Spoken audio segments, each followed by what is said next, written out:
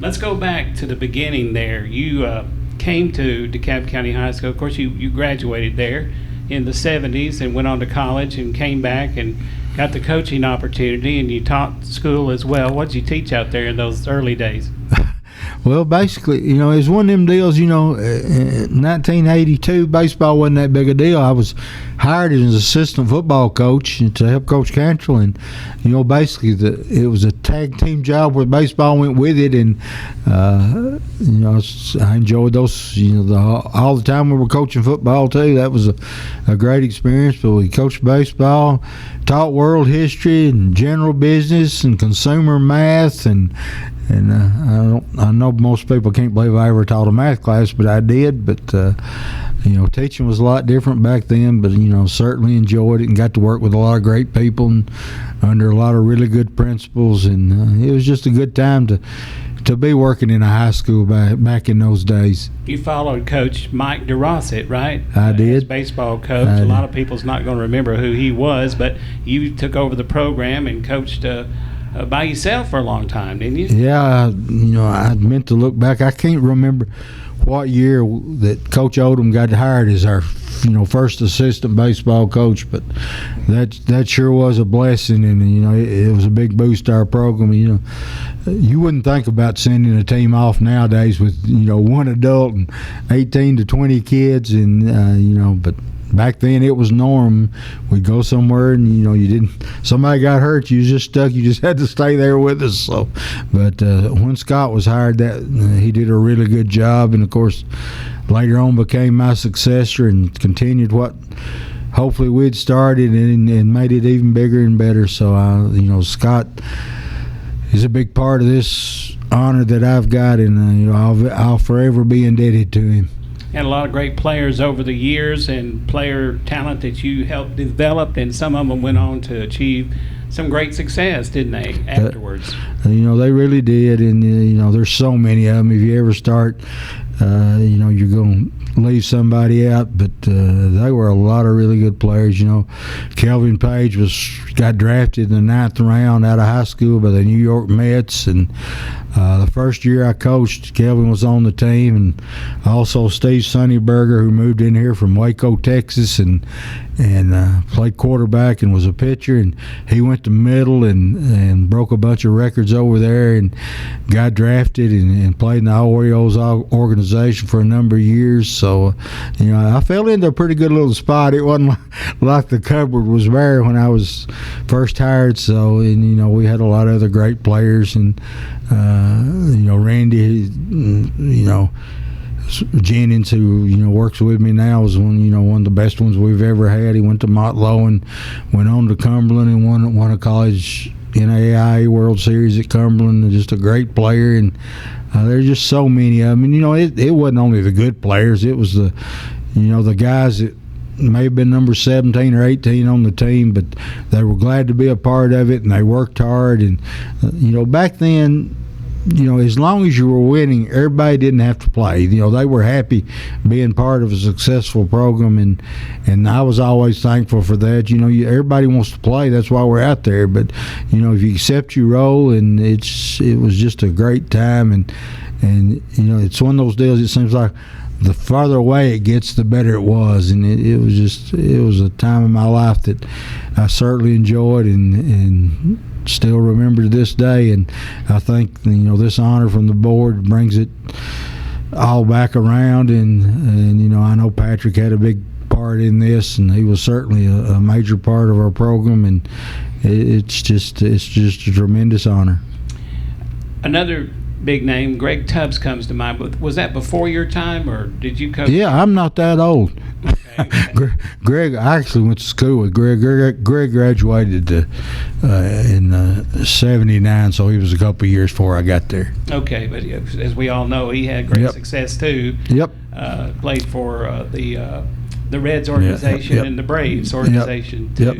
So. Made it to the big leagues for a short period of time, and he's one we measure everybody against at DeKalb County High School, because he sure was a good one. Over the 15, 16 years, never had a losing season. No, we didn't lose many district games. No, we were fortunate that somebody Texas. I got on his last hour this morning, one talking about, what a good job we done. I said, nah, we just had a lot of good Jimmy and Joes because, it's not. Coaches can help a little bit, but if players win games, not coaches. Coaches sometimes prevent you from losing, but they don't win a lot of games for you. And I never. I know without the players, I couldn't have won anything, so they're all special.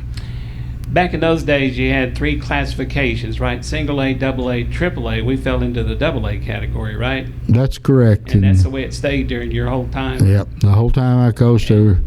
And, another difference between then and now is, they take 8 teams from each class to the state tournament, and back then they only took 4 teams. So, now you got twice the chance to get there as you used to. But, we knew what the rules were, and, we never got over the hump. We got to the final 8 a couple of times and just ran into really good teams with really good pitching, and, we just got beat. That's the thing about high school athletics. It's not always how good a team you have. It's how good a team those people that you have to meet along the way in the tournament are. And you can be really good and have the second best team in the state and get put out by the state champion somewhere along the way. So, it's disappointing at the time, but looking back, most years we got about where we needed to go. We had good teams, but we didn't have a lot of great teams.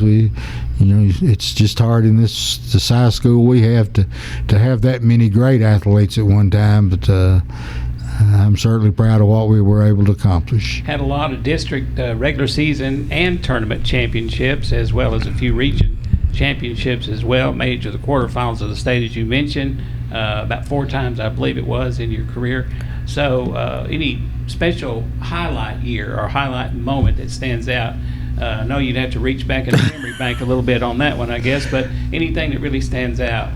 Well, it's certain events really don't stick. I think it's teams that bring back memories for me. I know a couple of we went to the state quarterfinals one year, and I know we had 5 or 6 teams that was better than that team, but it was just one of those years where everything fell just right, and we didn't run into a real buzzsaw of a pitcher, and we were able to get all the way to the quarterfinals. And it just some years everything went right, and some years, well, there wasn't many years that most things didn't go right. But when it gets to tournament times, you just got to play well at the right time, and we usually did for the most part.